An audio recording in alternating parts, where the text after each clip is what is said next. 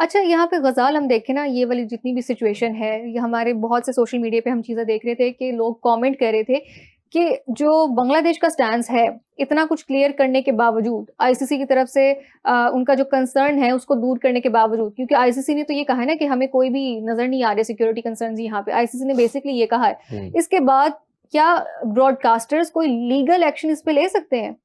क्या मतलब? बांग्लादेश के ऊपर कि इन्होंने हमारी जो जितने भी हमारे कॉन्ट्रैक्ट्स हैं हमें नुकसान है, या फिर पाकिस्तान के नहीं, अगेंस्ट ब्रॉडकास्टर्स तो आईसीसी के साथ करते हैं ना, उनको मेंबर नेशंस के साथ उनका कोई लेना देना नहीं है, तो वो उस तरह से नहीं कर सकते।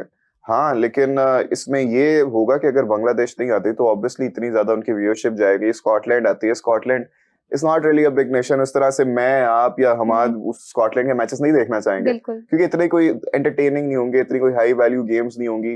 बांग्लादेश के साथ स्पेशली अगर आप आ जाते हैं तो बांग्लादेश एक तरह से देखिए अब इतनी हाइप क्रिएट हो चुकी हुई है, तो अब कितने ज्यादा बांग्लादेश के लोग देखेंगे और कितने ज्यादा इंडियन लोग देखेंगे और कितने ज्यादा पाकिस्तानी देखेंगे, इस रीजन के सारे लोग एंड इवन ग्लोबल वो सारे भी देखेंगे। तो अब वो अगर बांग्लादेश आके खेलते तो that would be much more beneficial for ICC and the broadcasters. और अगर नहीं खेलता तो लॉस तो होगा ही होगा। लेकिन अच्छा, उस लॉस के बाद बांग्लादेश को बड़ा ज्यादा फाइनेंशियल लॉस होने वाला है। ये देखिए, पॉलिटिकल और जियोपॉलिटिकल वॉरफेयर एक तरह से उसको हम कह लेंगे तो चल ही रहा है इनका, लेकिन इसके पीछे जो फाइनेंशियल लॉसेस होंगे दैट विल बी ग्रेव, क्योंकि बीपीएल में एक जो उन्होंने तखमीना भी लगाया है दैट इज 325 करोड़ तक। Absolutely, I am so sorry. लेकिन बीपीएल के जितने भी मेन स्पॉन्सर्स हैं उसमें से अच्छे खासे इंडियंस होते हैं। हाँ, exactly. और दूसरे भी आईसीसी के भी जो बड़े स्पॉन्सर्स हैं उनमें से भी ज्यादातर इंडियंस होते हैं। अच्छा, बहुत सी लीग्स हैं जैसे कि मिनी आईपीएल है, हम यूएई की बात करते हैं, फिर उसके अलावा आईपीएल है, उसमें भी बांग्लादेशी जो क्रिकेटर्स हैं उन पे बैन लग सकता है, एक तरीके से अनऑफिशियल बैन हम कह सकते हैं। आई मीन अगर मिनी आईपीएल में तो हमारे खिलाड़ी भी जाके खेल लेते हैं, आईएलटी की अगर आप बात करेंगे तो उसमें तो, लेकिन सिर्फ एक ही टीम में, हाँ, जिसके ओनर इंडियन नहीं थे और फिर वही वाली टीम जीत भी जाती है। What a coincidence, how convenient. एक दुख तो होता होगा ना आप लोगों को, जल्दी तो होगी आप लोग, खैर एनीवे। तो हो सकता है बिल्कुल हो सकता है कि उसी तरह के सिर्फ एक टीम में बांग्लादेशी खिलाड़ी आ सके और उसके बाद स्पॉन्सर्स भी उधर जाने से मना कर दे। इंडिया की गवर्नमेंट अपनी कंपनीज को कह दे कि आपने इन लोगों को स्पॉन्सर नहीं करना, इन लोगों के साथ बिजनेस ट्रांजैक्शंस लग जाता है। वो होता है, हम देखते हैं बड़ी ज्यादा हमारे पास ऐसे एग्जांपल्स हैं जब भी ऐसे जियोपॉलिटिकल वॉरफेयर होता है तो उसके अंदर ये हम इकोनॉमिक वॉरफेयर की बात कर रहे हैं, लेजिट वॉरफेयर की बात नहीं कर रहे, तो उसमें सैंक्शंस लग जाती हैं, उसमें कंपनीज को डील नहीं करने दिया जाता और आपके पास अनगिनत एग्जांपल्स हैं इस तरह के मौजूद पहले। तो ऐसे हो सकता है कि बांग्लादेश के साथ भी ऐसे ही हो, अगर वो नहीं खेलते, बॉयकॉट कर जाते और आईसीसी उनको नहीं खिलाता है तो they will be facing a lot of financial losses, बड़ा ज्यादा नुकसान होगा और उसके बाद फाइनेंसेस का तो नुकसान होगा ही होगा और उनकी क्रिकेट का भी नुकसान होगा। फिर अब ये देखना है कि लॉन्ग टर्म में पीसीबी किस तरह बीसीबी का साथ देता है, बिकॉज़ फिर जरूरत पड़ेगी, बहुत ज्यादा जरूरत पड़ेगी। सीरीज ही खेल सकता है क्योंकि मुझे ऐसा लगता है कि बड़ी नेशंस तो शायद नहीं खेलेंगी प्रेशर में आके उनके साथ। अच्छा, आपको लगता है कि जैसे श्रीलंका और बांग्लादेश की कोई सीरीज वगैरह हम आगे होते हुए नहीं देख रहे? या श्रीलंका हो सकता है एशियन कंट्रीज खेलें, लेकिन जैसे सीना कंट्रीज हैं वो तो पहले ही अवॉइड करती हैं इस तरह की टीम्स को, तो मेरा ख्याल है कि बांग्लादेशी क्रिकेट यहाँ पे भी इफेक्ट हो सकती है, बहुत ज्यादा, क्योंकि अभी आप देखें रिसेंट टाइम में बांग्लादेश की क्रिकेट थोड़ी सी ग्रूम होना शुरू हो गई है। बीपीएल के बाद उनके पास प्लेयर्स आना शुरू हुए, थोड़ी सी बेहतर होना शुरू, जाके लोगों को घर में टेस्ट भी हरा देते हैं वो, दुख होता है, लेकिन अच्छी टीम बन रही है वो। नहीं बन रही है। T20 की अगर बात करें तो T20 की, टेस्ट की तो चले वो तो हम कह सकते हैं कि एक डाउनफॉल की तरफ है, डाउनफॉल की तरफ जा रहा है। और फिर जाहिर सी बात है खिलाड़ियों की साइकिक पे भी एक बहुत ज्यादा, उनकी साइकोलॉजी पे बहुत ज्यादा इफेक्ट होगा कि हमें फाइनेंशियल लॉस होगा, हमें उसके अलावा खेलने का मौका नहीं मिलेगा, हमारे लिए एक्सपोजर कम होगा, ये सब चीजें। और फिर उनकी मेरे ख्याल से अंडर 19 के लिए भी ये बहुत गलत बात है, क्योंकि ऑब्वियसली जब आपकी नेशनल टीम को एक्सपोजर नहीं मिल रहा तो फिर आपके जो नए आने वाले खिलाड़ी हैं उनको कहाँ से एक्सपोजर मिलेगा, उनके साथ कौन खेलेगा? पूरे क्रिकेट ब्रांड के लिए उनका बड़ा प्लेयर्स के जो बैड स्पॉन्सर्स थे वो वापस हो गए हैं, काफी इंडियन जो ब्रांड थे वो। चलो इसको हम देखते हैं कि आगे बांग्लादेश का क्या स्टैंस रहता है, कि वो जो खत भेजा गया आईसीसी को वो उस पर नजरसानी करता भी है कि नहीं। हम बात कर लेते हैं अपने अंडर 19 वर्ल्ड कप के हवाले से। हमारी टीम की परफॉर्मेंस अच्छी जा रही है ग़ज़ाल, बिल्कुल अच्छी जा रही है, बेहतरीन जा रही है। 8 विकेटों से हम कल जीत गए थे जिम्बाब्वे से, लेकिन कल उसके बाद समीर मनास ने भी 70 ऑड रन किए थे। ESPN क्रिक इन्फो का कल हमने जिक्र किया था, हमाद भाई ने बताया था कि उधर बड़ी ज्यादा ना खबरें चल रही है, कुछ इस तरह से आर्टिकल वगैरह छपा था कि पाकिस्तान ने जानबूझकर स्लो रन चेज किए ताकि स्कॉटलैंड बाहर हो जाए, जिम्बाब्वे क्वालिफाई कर जाए सुपर सिक्सेस में।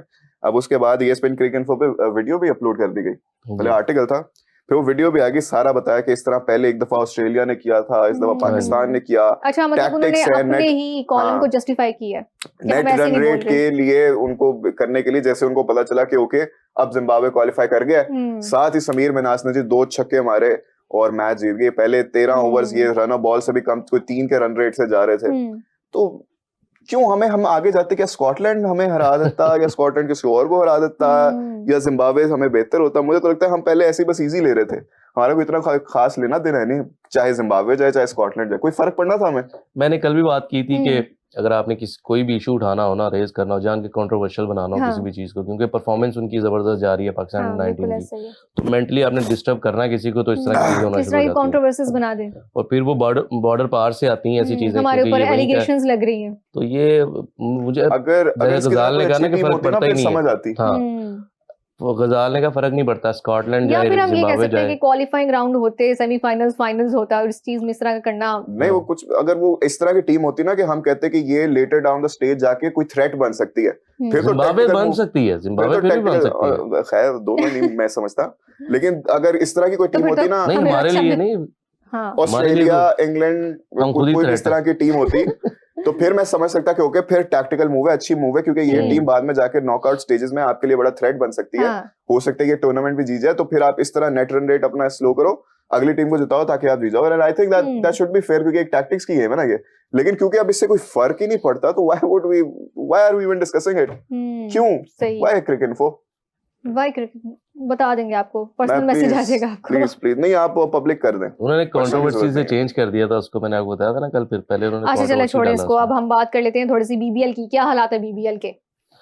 मैं तो नहीं फॉलो कर रहा बिल्कुल भी। आपने तो बिल्कुल ही मना कर दिया था। बाबर आ गया तो मैं साइड पे हो गया। बाबर आ गया तो साइड पे हो गया, इससे पता चलता कि बाबर आजम की फैन फॉलोइंग कितनी है और बीबीएल ने कितना फायदा उठाया बाबर आजम से। सिडनी सिक्सर्स के बाबर आजम के नाम से इससे अंदाजा होता है कि अगर हमारे देखना छोड़ दिया तो ऐसे बहुत से लोग हैं जिन्होंने सिर्फ और सिर्फ बाबर आजम के लिए ही देखा होगा और उन्होंने उनकी वजह से देखना छोड़ दिया। इससे अंदाजा होता है कि बाबर आजम की कितनी टारगेट ऑडियंस है।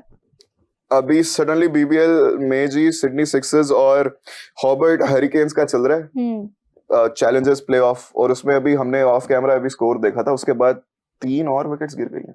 अच्छा, they have lost 3 quick wickets और अब it's 167 for 5 after 16.2, 168 कर लें जी। स्टीव स्मिथ ने आज भी बड़ी कमाल की बारी खेली है, 65 on 43 डिलीवरीज, 1 छक्का 9 चौके। Steve Smith has been unbelievable. मैं उनकी एक पोस्ट देख रहा था जिसमें स्टैट्स थे कि ever since his last T20 international उन्होंने किस तरह के स्कोर्स किए। फॉर इंस्टेंस 819 रन किए उन्होंने since his last T20 international in T20s। 51.8 का एवरेज है, 51.18 का, और 156 का स्ट्राइक रेट, 200 मारे, 550, 6 कर ले क्योंकि आज भी उन्होंने 50 मार दिया। So he has been in subliminal touch। और फिर भी इनसे एक जर्नलिस्ट ने पूछा है कि आप is there any chance कि you will be seen back in the Australian jersey in the T20 World Cup? उन्होंने कहा नहीं, Australia has great talent, the batters are doing really well, I think the young lot does not need to be changed at all। तो मैं बाहर बैठ के देखूंगा, लेकिन अभी के लिए बड़ा बहुत अच्छी बात है कि अगर एक बंदे को नजर आ रहा है कि एक टीम बनी हुई है, इसको छेड़ना, एक कॉम्बिनेशन छेड़ना भी जरूरी नहीं है, चाहे मेरी अपनी क्रिकेट उसे इफेक्ट हो या जो भी सिचुएशंस बनती हैं। पाकिस्तान में ये वाला सिनेरियो में क्यों नहीं नजर आता?